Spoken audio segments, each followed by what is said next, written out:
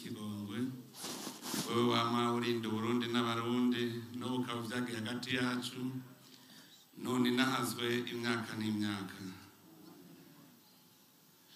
mufate ivyicaro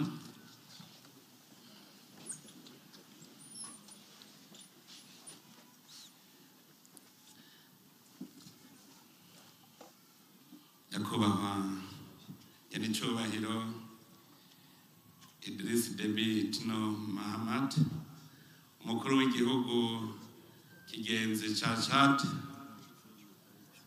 na nyakubahwa ndongozi mwese mukorane ngaha mwebwe mwaje muserukira urwego nshinga amateka na nkenguza amateka abaserukira urwego nshinga bikorwa rw'igihugu namwe mwaje muserukira urwego rw'ubutungane mwese abajejwe umutekano barundi mwese umwe wese mucubahiro Imana yamuhaye tugira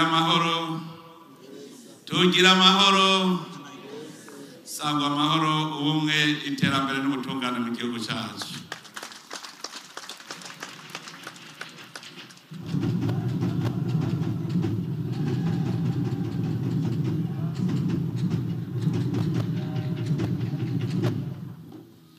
byinshi no munsi mfise mvuga kuko naramaze kubashikiriza ivyifuzo vyanje guhera uyu munsi arico gituma nagomba gusubiramo kuwifuriza umunsi mukuru mwiza wo kwikukira ku Burundi umunsi mukuru kuri mwese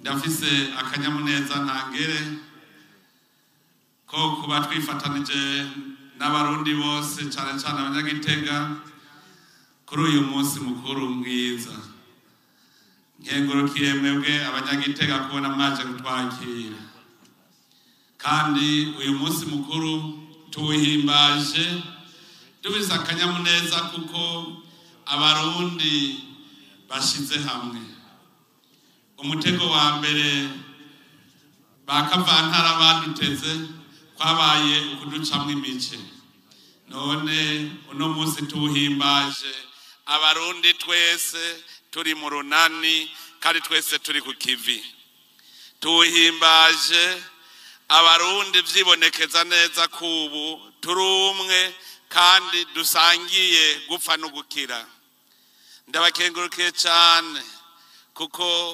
abarundi ubu barafise bwa buntu Imana yaduha ubuntu bwo kwirema naho buri imbere y'ibibazo umuntu akigumya none rero ndabakengurukiye cyane mfise kandi akanyamuneza kuko umunsi tuwuhimbaje Uburundi koko bwarashinze icumu mu makungu burafise inshuti n'abagenzi nico gituma nagomba ndabasabe uyu mukunzi wacu yaje kwifatanya natwe kuri uyu munsi mukuru mwese mumukomera amashi mukumushimira cyane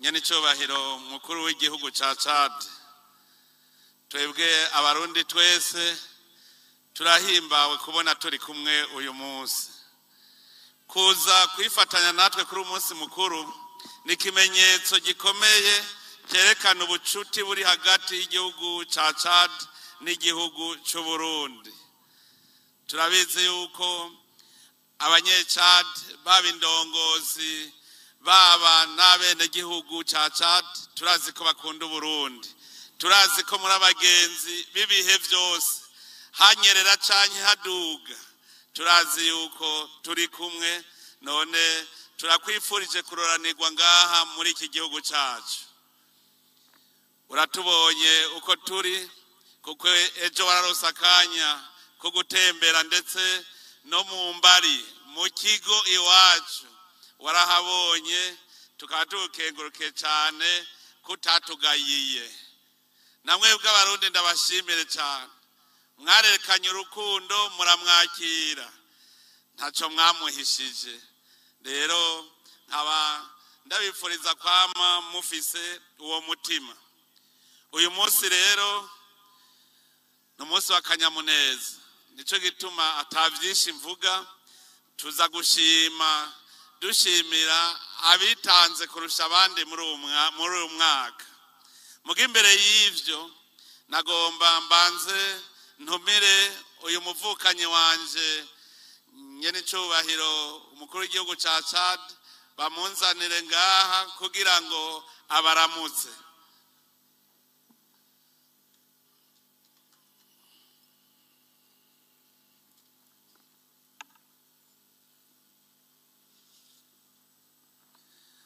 Atarashika ngaha nagira mbe ndasaba mubaza gushimirwa kurusha abandi babe baregera.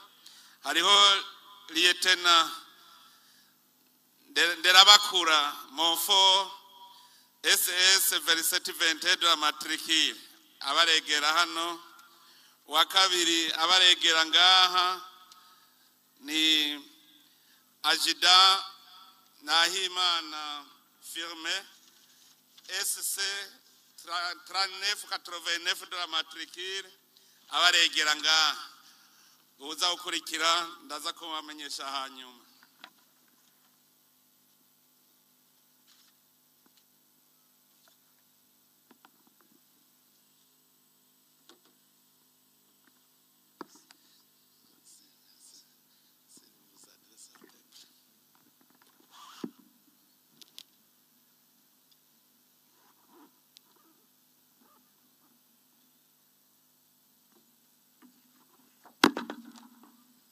Merci, Monsieur le Président. Monsieur le Président et chers frères,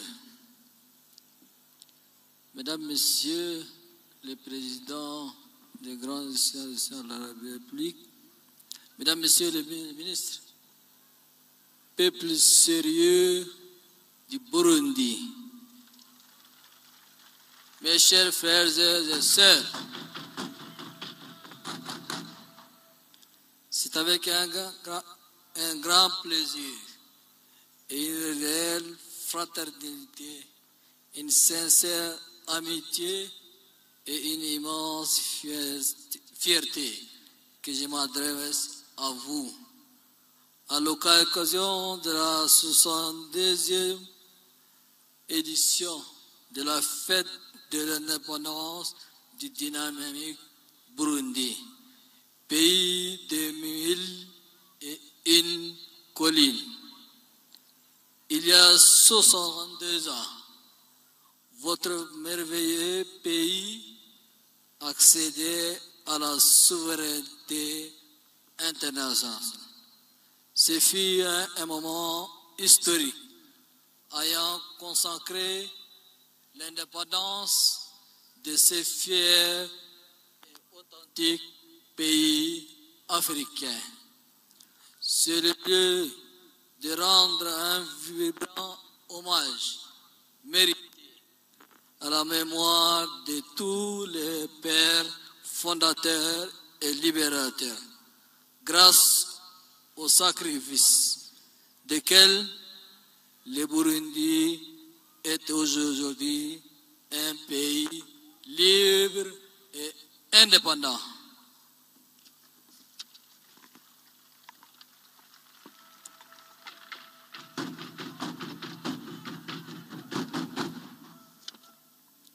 Depuis l'indépendance, le Burundi, comme le Tchad, a connu un chemin marqué de hauts et de bas, sans jamais renoncer à sa constante et légitime quête de grandeur dans le concert des nations et de prospérité pour le peuple laborieux. Peuple frère du Burundi, c'est un frère résolu et convaincu, mais aussi président élu d'un pays frère, des pays frères que j'ai tenu à venir ici, dans cette belle capitale politique burundaise, partager avec vous cette célébration nationale embellie par cette cérémonie grandiose et haut en couleur. À cet égard, je voudrais exprimer mes vifs remerciements et ma profonde fraternité à l'endroit de mon frère Évariste, président de la République sœur du Burundi, pour l'invitation qu'il m'a adressée, à la faveur de laquelle je partage avec vous ces moments forts historiques.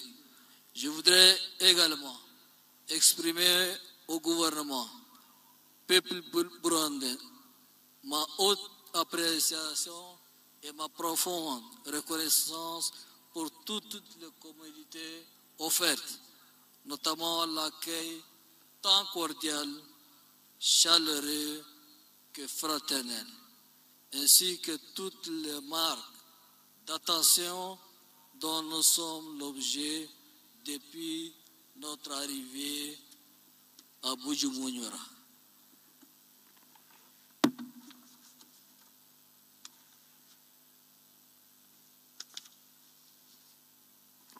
Peuple souverain du Burundi, je tiens à relever que j'ai choisi le Burundi pour mon premier déplacement international après mon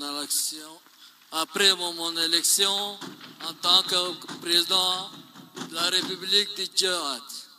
Ce choix n'est pas un hasard.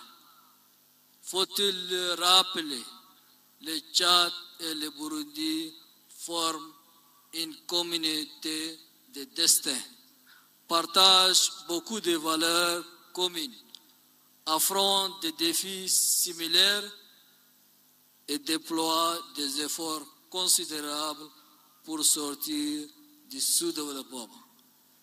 Nos deux pays sont très proches l'un de l'autre, notamment sur les tribunes multilatérales. Ils se soutiennent au sein de toutes les organisations régionales et internationales dans lesquelles ils sont membres. Le Tchad et le Burundi jouissent respectivement des richesses naturelles variées et énormes qui peuvent constituer l'essence d'une coopération économique mutuellement bénéfique, notamment dans le commerce, l'agriculture, l'élevage et les mines, pour ne citer que cela. Chers frères et sœurs, je suis ici également pour mettre en relief ma forte conviction sur les vertus de la coopération sud-sud, la coopération interafricaine plus précisément.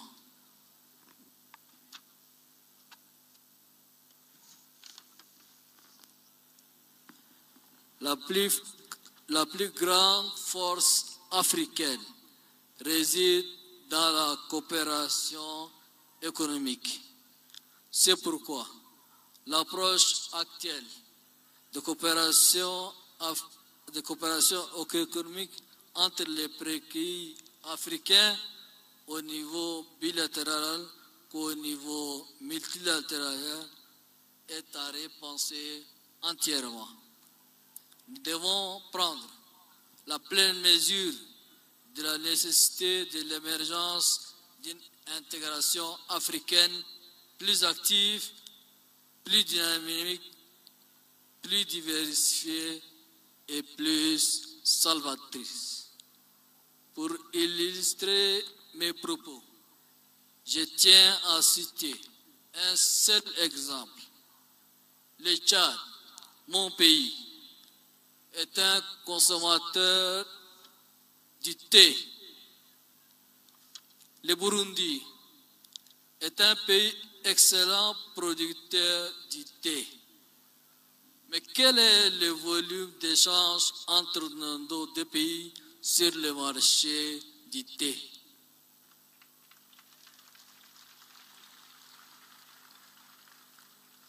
Il est plus que temps que nos propres opportunités, nos énormes potentialités et nos variées ressources nous servent de la manière la plus optimale possible pour construire ensemble une prospérité partagée au profit de nos peuples respectifs. Unité, travail, progrès, qui constitue la devise commune de la République du Burundi et de la République du Tchad, doit être également la devise de notre coopération bilatérale. Le Tchad et le Burundi auront tout à gagner à explorer dans le meilleur délai toutes les pistes pour construire une coopération bilatérale accrue et mutuellement bénéfique.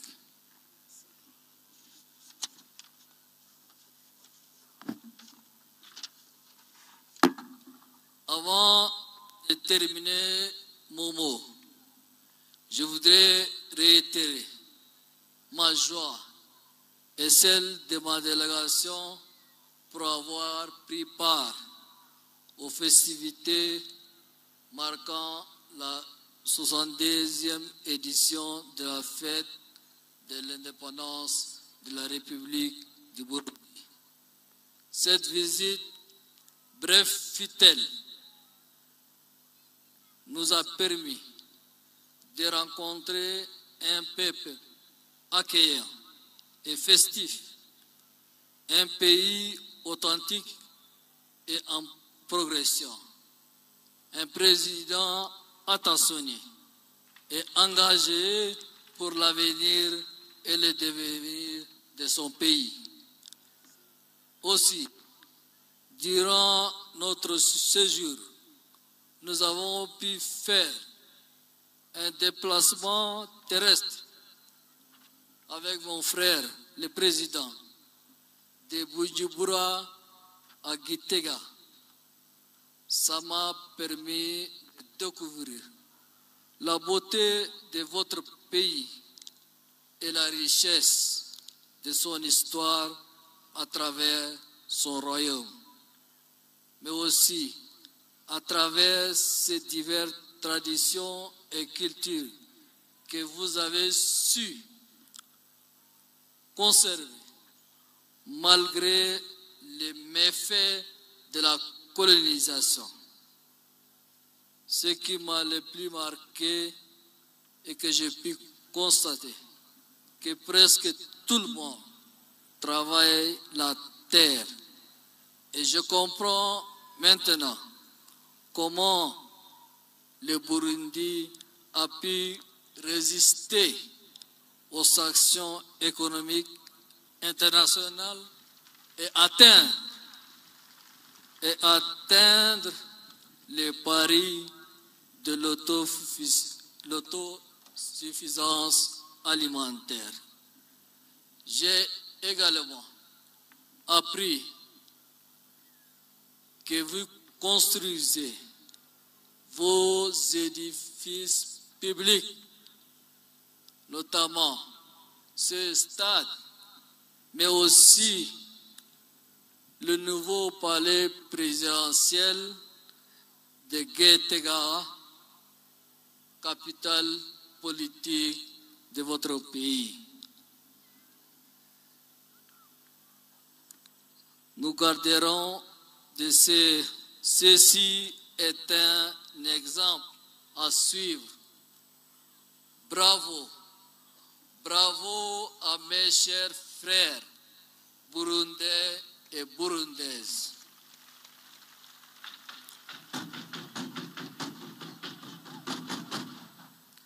garderons de ces déplacements au Burundi le souvenir d'un séjour agréable, utile et fructueux. Que Dieu vous bénisse, que Dieu bénisse la coopération entre le Burundi et le Tchad. Que Dieu bénisse l'Afrique, le continent du futur. Je vous remercie.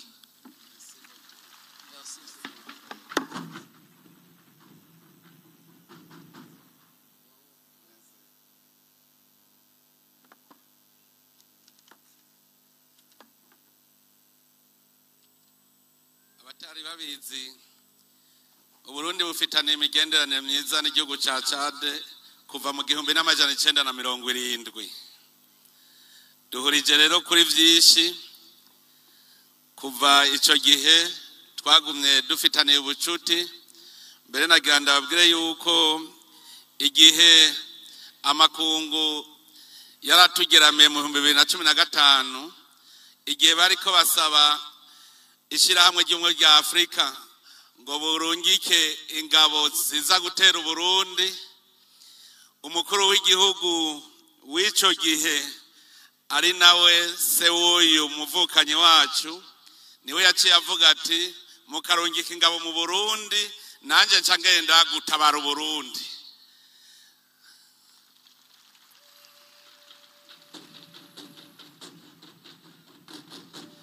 None murumvise urugendo rwa mbere rw'umukwanguro kuva ahatanguriye amabanga atowe atanguriye ngaha mu gihugu cacu. Ibi byose vyerekana urukundo Chad ikunda Uburundi. None rero turamukengurukiye cyane. Nagira rero nshishikare mbanza gushimira abasirikare mwumvise. Murazi yuko mu Kirundi tuvuga ngo inzu y'umugenzi, inzu y'umubanyi ngwihiye uraja gutabara kuko niyi wawe iba yegereje. Aha mu gihugu ca leta iharanira demokarasi ya Kongo murazi yuko batewe kandi Uburundi buraja gutamara kugira ngo ibishikira igihugu ca Kongo ntibize bidushikire ejo. Rero ingabo z'Uburundi zarakoze birashimwa gushikaho mbere novuga nti umwasi w'igihugu ca Kongo yavuye atangura no guhigira Uburundi, muhora muvyumva, ariko turazi yuko dufise ingabo zihagaze neza. Ariko rero iyo abantu bariko barahiga namwe bene gihugu muri kanure cyane cyane mwe bwo gwaruka ukwikukira kwacu no gukingira igihugu. Twese tugume turikanuye kugira ngo iyi ntambwe tugeze ko mwiterambere ntize yigere isubira inyuma. None rero muri abo bitanze kurusha abandi hariho Lieutenant Nderabakura Monfort. Uyu ni intwari koko n'abasoda arongoye barabizi, ndetse n'abari mu migwi yindi yarabatabaye aragwanya umwasi gushikaho n'umwasi asigaye amwikugura. None rero kubera iyo mvo tugira tumuhe ikidari cy'iteka, ni ikidari cyo kwitangira igihugu cy'intwari, hanyuma tumuha akazamuzo k'imiliyoni 3.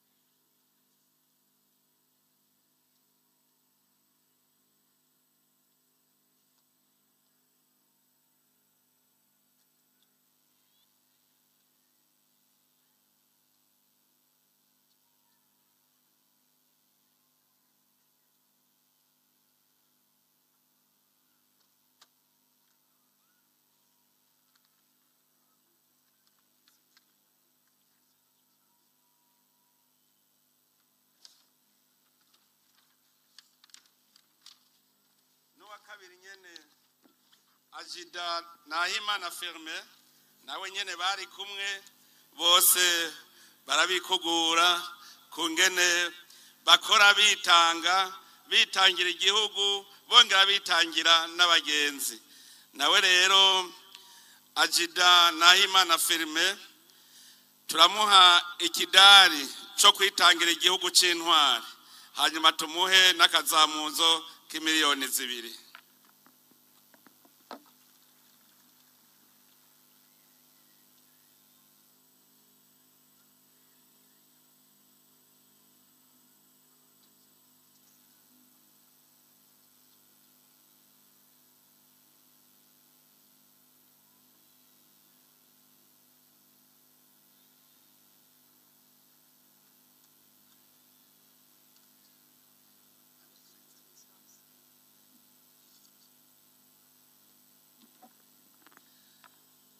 Nababwiye yuko hariho uwundi nza kuvuga nawe n'uwundi yaje kutwitangira ngaha mu Burundi, yitwa General de Brigade Elhaj Aliyuni Samba.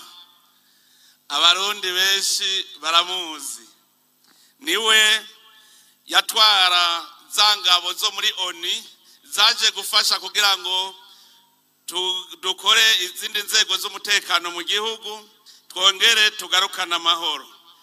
Yamaze igihe kitari mu Burundi, ubu rero yari yasavye kuza kuraba aho ingabo z'u Burundi zigeze, kuko zabaye hazibona aho igipolisi kigeze, yongera arabe n'ingene tumeze mu Burundi, kandi ni wenyene yisabiye kuza.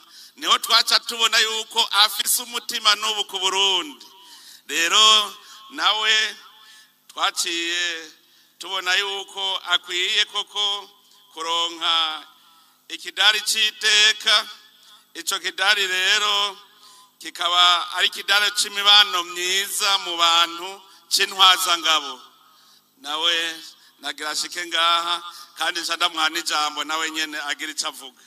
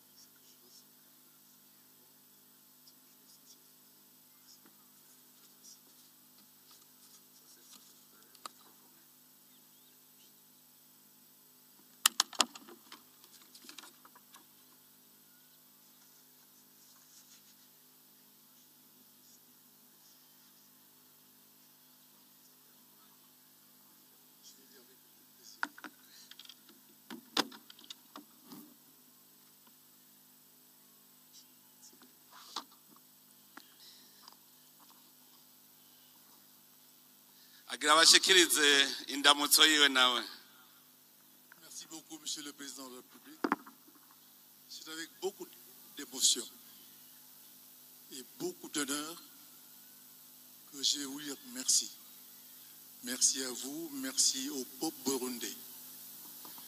Je vais m'adosser sur votre devise pour vous dire ce que je ressens aujourd'hui.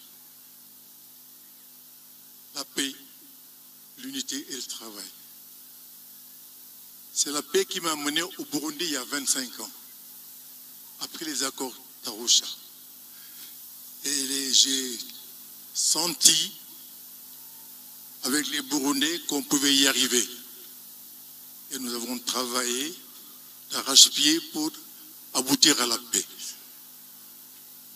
Aboutir à la paix, passer à l'unité du pays pour le travail.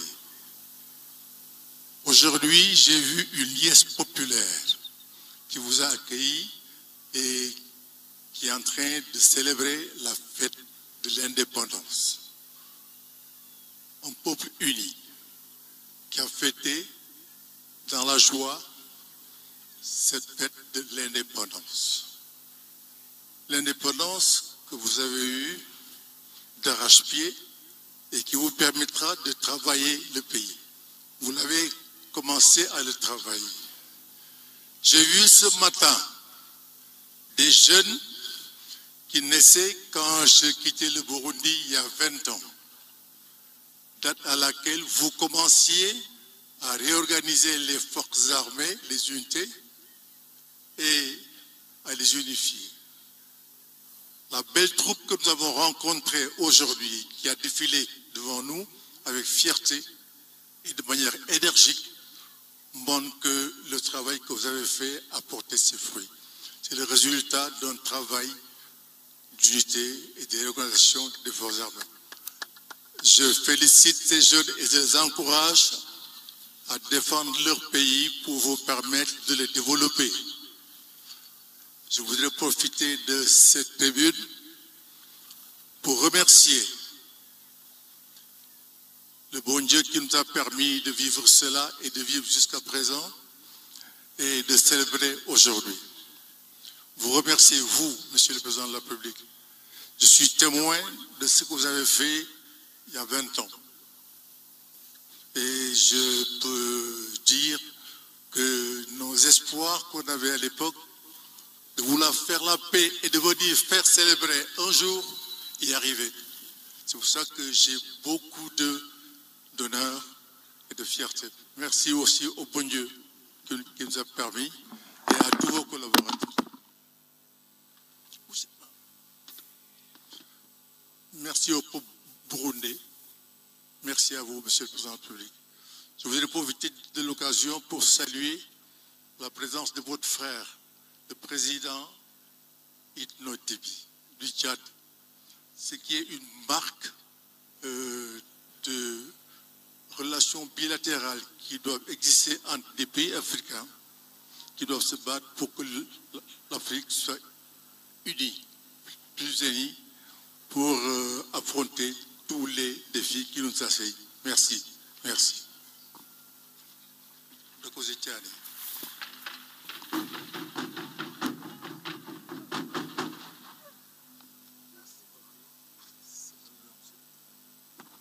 Aussi, veuillez adresser à nos frères sénégalais et particulièrement au président de la République et lui adresser nos chaleureuses salutations. Merci beaucoup. Nawe jewe nagize amahirwe twarakoranye kuko ni jewe nari ndongo y'umugwi wa CNDD-FDD turiko dushira mu ngira amasezerano. Murumva ko twakoranye umwanya muremure turazinanye kandi twagumye dufitaniye telefone n'ubu rero murabona ko tukivugana. Nagira rero mu guheraheza subire ndabakengurukire cyane. Shimire cyane indongozi zose z'igihugu cy'u Burundi kuko atandongozi zihari abene gihugu ntiboshobora kugira ico bakora. Kubera indongozi z'igihugu cy'u Burundi abene gihugu bose bagize ubumwe kandi murumva yuko bose bariko baradushimira. Arico gituma iki civugo twashimikiye ko ubu umwidegemvyo mu vy'iterambere niko kwikukira nyakuri. Namwebwe rero umwe wese byumve umwidegemvyo mu by'ubutunzi wewe nyene ni widegemvya mu bijanye n'ubutunzi uzomenya ko wikukiye kuko igihe cyose uzobukizeye ubuzima mu minwe y'uwundi umenye yuko nta terambere uzoburagira. None rero kugira ngo tujane twese mu gihugu giteye imbere, igihugu cifashe, twese dutegereza gukora amaboko mu mpuzu dukore umwe wese yigabe kandi yigaburire ntihagire ugira ubwoba twaracerewe mugabo tugiye kwariha kwiruka kandi turazi neza ko igihugu cy'uburundi kizotera imbere kuko umutahe turawufise ni twebwe nyene n'ubu bwenge imana yaduhaye n'ubu iritunga kama imana yaduhaye ubu rero nahacu gukora turi kumwe twese birashoboka imana ibahezagire mwese kandi umunsi mukuru mwiza.